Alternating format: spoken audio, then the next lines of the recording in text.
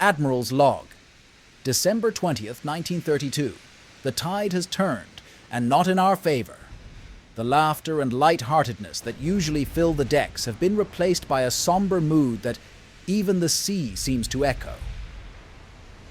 The Soviet Union is in a tight spot, losing ground more rapidly than we can regain it. Our Navy, stretched beyond its limits, is struggling to keep the Army supplied. This failure weighs heavily on me, more than any ship I've ever commanded. The resupply missions, once smooth and efficient, are now fraught with delays and dangers, leading to a dire situation on the front lines. Our soldiers, brave and steadfast, find themselves without the necessary support to hold their positions, let alone push forward.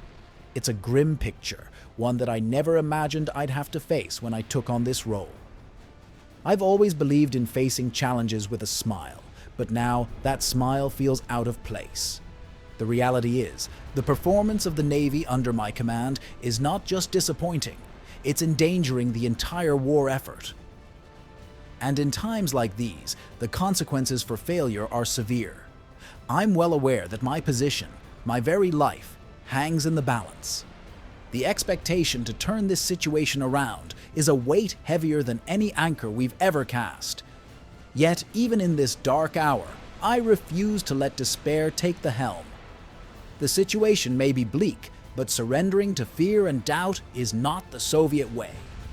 We've faced challenges before, and though this may be the greatest yet, it's not insurmountable.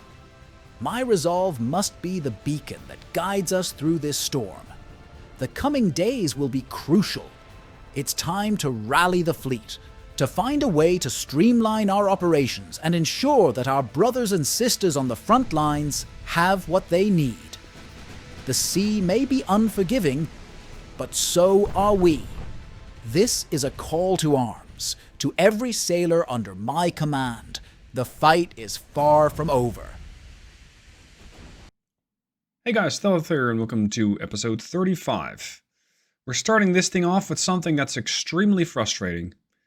The way that the game handles the land invasions. These are things that I simply do not have any kind of impact on, and my war with France was going very well until events like these started happening. Cochin China has been taken by France. How? Land invasion.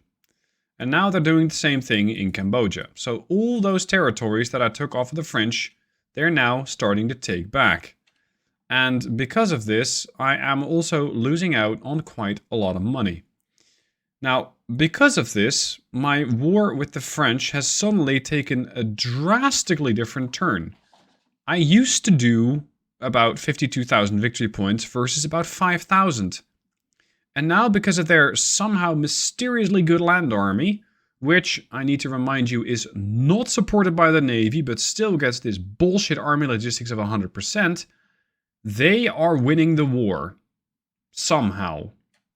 And my soldiers, even though more numerous, like my army is 3.9 million, their army is 1.1 million, even though my army is more numerous, they are completely inept.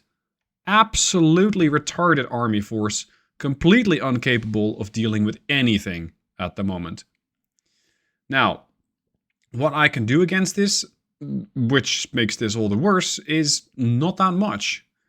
Because, as it happens, the French don't have that many actual warships. 2 battleships, 2 light cruisers. Where are they? Geez, I don't know. Good luck finding these on the world map. Because there are so many ships moving about, and then you basically have to get lucky to actually find them.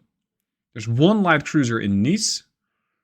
There might be a battle. Oh, by the way, we're also getting invaded here, which they'll probably actually win, leading me to the loss of Tripolitana, which isn't that bad, but even more victory score for the French.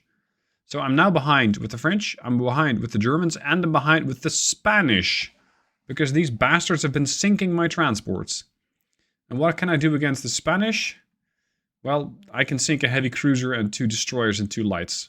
That's it. How? I don't know, get lucky, basically. I mean, this is where their fleet is. My fleet is currently holed up in Santa Cruz, but all of my ships have taken some level of damage, so the only ship I have available is one destroyer. Repairing my fleet is getting ridiculously expensive. Like, absolutely bananas. I am building, of course, a bunch of new heavy cruisers, and I might need to suspend that. Because repairing these ships, like Kuban, is costing me 8 million a month. We got the Yakov for 3 million a month. Sorry, 9 million a month. I've suspended some ships, like repairing the Sviatoy. No, not suspending. She's refitting. 19 million a month to refit an old Europa class. No, thank you. At this point, I will go broke. And I might need to just scrap the Rodestvo Kristovo because 47 million a month is completely unaffordable. So what I'll do is try and sell her off.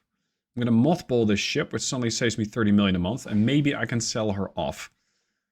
I really don't like losing a 50,000 ton warship because it's great for invasions, but it's just unaffordable at the moment. Because my economy is doing pretty shit. I'm going to be broke in 4 months. So what can I do? Well, at the moment, wait. And if I want to try and get my own army logistics up, I need more ships. And I need more transport capability. And this is where the catch-22 really happens. Because I need more transport ships. Okay, fine. How do I get that? Well, I need to be able to build more of these ships.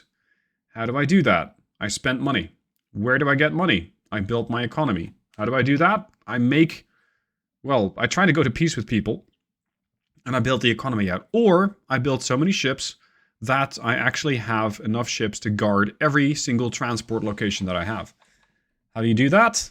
Well, you need more ships, and for that you need money. So it's a very elaborate, yet very, very annoying catch-22. And I'm really not too sure how to get out of it. Because I don't really find any good location to go to a big naval battle with the French. Forcing them to give me more victory points, I can't do that. I don't exactly have the numbers to fight in Germany. And the Germans, by the way, are also invading me, so it's entirely likely that they'll get a whole bunch more victory points. As for the the Spanish, I could send some ships to them, but, like, what good will it do? I cannot invade them. Bye-bye transports. I cannot invade them. I can't exactly do much to deal with their navy, because they simply don't have any. And, well, that war with the Spanish is going to continue, which means my transports around Spain, so let's say the Bay of Biscay and maybe the North Atlantic, will continue to get harassed by Spanish battle cruisers, apparently, which they're funding by some sort of exploit. I don't know. Wait.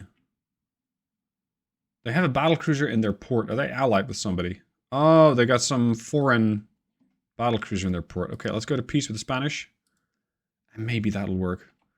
But goddamn, this mechanic of the land invasions is so tedious. I would love for them to take this part out. Because it is something that, for me as a player, has frustrated me in the past. But if the AI just goes, haha, I've invaded you. And now I get 25,000 victory points. And I, as a player, don't have any kind of direct impact on it. Beyond just working on a slider and hoping that I get some more transports built. Which gets sunk the very next turn.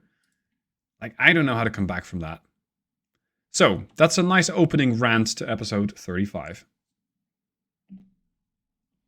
So after a 20-month war with the French, they now get to do what they want. This is the first time I've ever lost a war in a campaign ever. So I'm very much seeing what they want.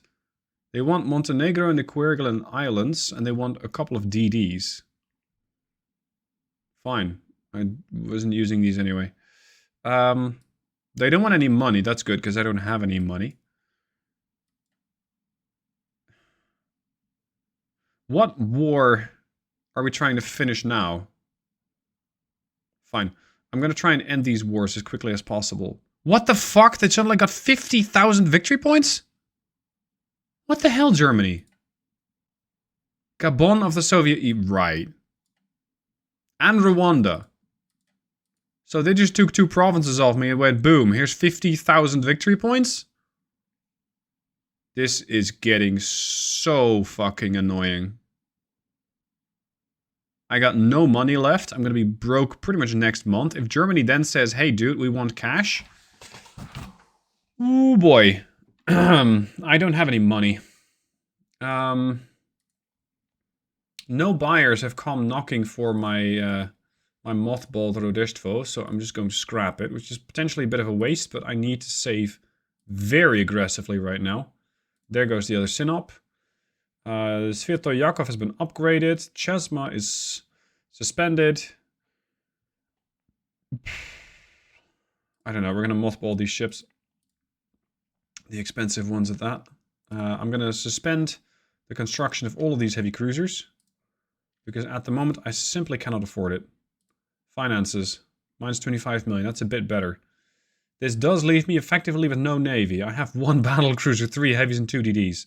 I've scrapped all the submarines because I found that they didn't do anything useful. And, yeah.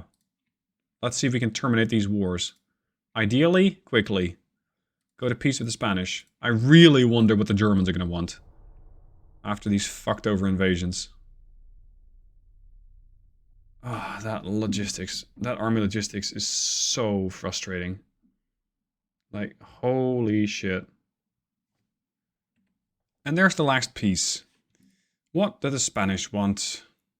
They want nothing. They, they want 1.5 million. Okay, you can have your money. Oh, now Greece wants me to build DDs for them. Yeah, sure. Okay. Every single ship is going to go into mothballs. Every single ship that I have available is going to get mothballed. I need to start saving every single bit of money. If everybody wants to start buying my ships, that'd be great. And that way I can start building additional newer ships. As for... I was scrolling, like, where's the rest of my ships? There isn't a rest of the ships.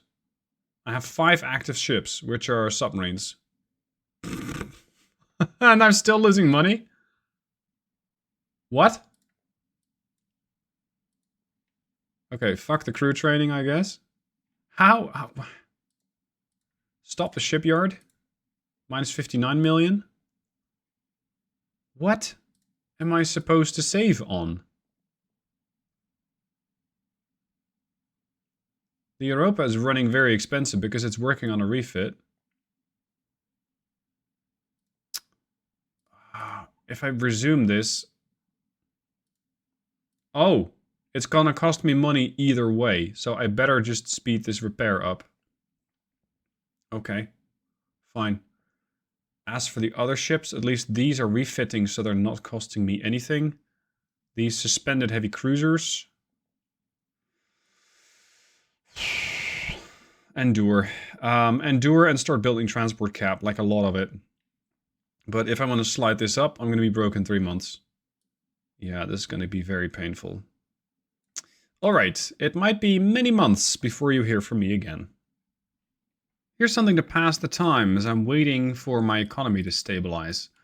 I'm going to be building a very sizable battleship that I'll never build for myself. But hey, it is possible that somebody else wants to buy one. And getting this thing on export would potentially give me quite a bit of money. So let's make sure that this thing gets to be pretty expensive. There is a potential problem with this plan. I need to fund the building myself. So let's say that it ends up being, oh, I don't know, $1.5 billion. I need to be able to fund the construction of this thing myself for the duration of the build. This could be a bit of a problem. But if somebody then pays and it really works out well, I could get a lot of money out of this deal because they tend to pay, I think, 110% markup. So not only do they pay for the ship, but you get 110% bonus, which is nice. So let's give this thing coincidence rangefinder, sonar 2, advanced radar. Gun-wise, like, I don't care. I can give this thing 16-inch guns. I'm not going to fire them. So I'll give it, oh, I don't know, standard imposed per bet, one over there. Centerline guns, here are your 16-inch Mark 1 dual barrel guns. 4-weight offset is not spectacular, but it's not terribly awful either. Any chance to put some secondary guns on this ship? Maybe 3-inch? No. What good are all these tower spots if you can't actually field any half-decent guns on them? Let's put some anti-aircraft guns on them, for lack of a better term. There. Yeah, see, we're up to 1.3 billion. And we're not even maxing out the displacement on this ship. That is actually pretty surprising. Because I believe that the armor scheme is pretty decent. Nose fuse HE, cap ballistic shells, tube powder. Yeah, see, the armor's not bad. 6-inch main belt. Let's go 18-inch there. 3 inches of armor. Barrel length is fine. Barrel length is fine. Barbette armor, of course. Decent auxiliary engine. If you really want to crank this thing into crazy levels, go for turbo-electric drive. That tends to make it really expensive. And of course, if you make it 30 knots, boom, instantly almost $2 billion. 28 months of, of construction costs. Oh my god. Yeah. Let's not. Let's make it slightly cheaper. Like, engine efficiency at 75% is not great. Let's give him forced engine efficiency, forced boilers, slightly better engine shaft. And I think that's decent enough. Maybe go 5-inch. 5-inch there, 7-inch main deck. Yeah. 15-inch conning tower. There we go, 1.8 billion. The Moskva class. Anybody wants to buy one? You can place your orders through my Patreon. It only is going to cost you 1.8 billion, which should field the Soviet Navy for a while longer, as we're trying to build up transport capability, which is turning into a bit more of a challenge than I was hoping. I was hoping the economy would stabilize. Sadly, it does not. So up until such a point, maybe we can find Mexico or Greece interested in buying something like this. Sometime later, it is now 1936 May. I now have 3.4 billion in the bank. In case you're wondering how I did this, I just was patient. That's basically it. I saved a bunch of money and started pouring it into transport capacity. With that, the economy starts, well, I won't say growing, but at least will stabilize the place. I mean, I'm still not growing, despite being at peace for, I don't know, a year or two. I have also been building ships for other nations, and that makes me a very wealthy man. Because, you see, this ship, the Krasnodar, costs 238 million, and Greece wants one. Which is excellent, because they tend to pay a lot of money. Now, as I said, with the Moskva design, you need to first fund that yourself. After that, so after, let's say, 2 months, you immediately get this thing and a whole bunch of money funded into your account. With this, and a couple of DDs that they keep ordering, I think they bought a CL at some point as well, they just start funding your operation.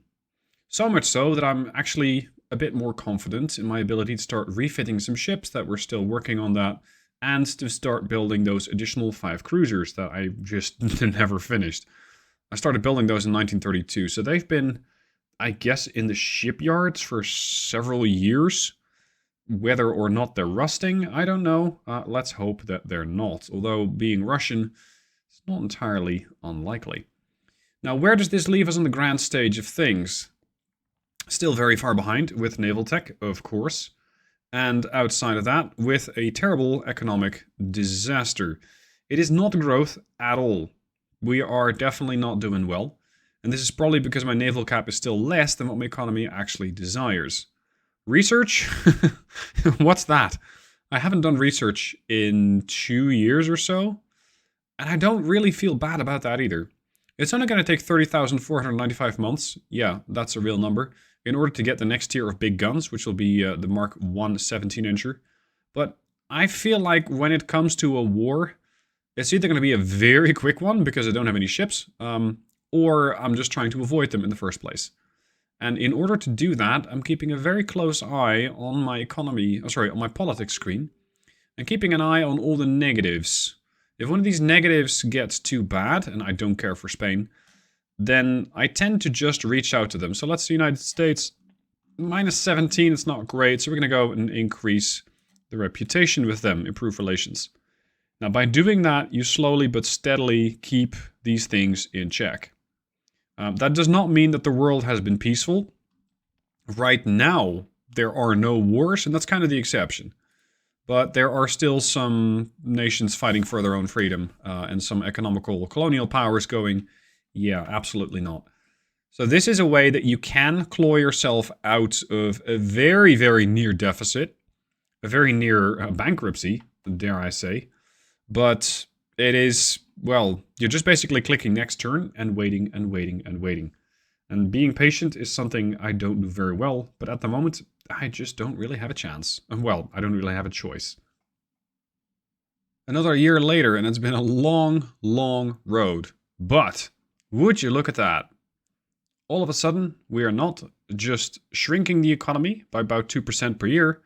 Nope, we are building the economy by 6.29% per year. Just like that. Now, this also means that I'm going to be getting more money over time. I'm actually producing oil, which has been found in one of my provinces. And I am even building some more ships. I'm building a whole fleet of Sokolovs. That's those new 11-gun cruisers. 12-gun 11-inchers. These are the new cruisers. I already have a couple of them, and there's another 7 coming off the line. I'm still building the St. Petersburg in 14 months for the Greek. I have another one coming from Canada, another buyer, and they also want a Sova-class destroyer to go with their St. Petersburg-class battlecruiser. So perhaps with this campaign, and I was very skeptical about it, perhaps not all is lost. Let's build another couple of Sokolovs. Now the Sokolovs, especially in blobs, I feel are going to be extremely deadly, because a ship like a battlecruiser might be able to tank, I don't know, 2 of these cruisers, because they'll just have armor. They might be able to block some of the HE damage, but of course my ships will set fires.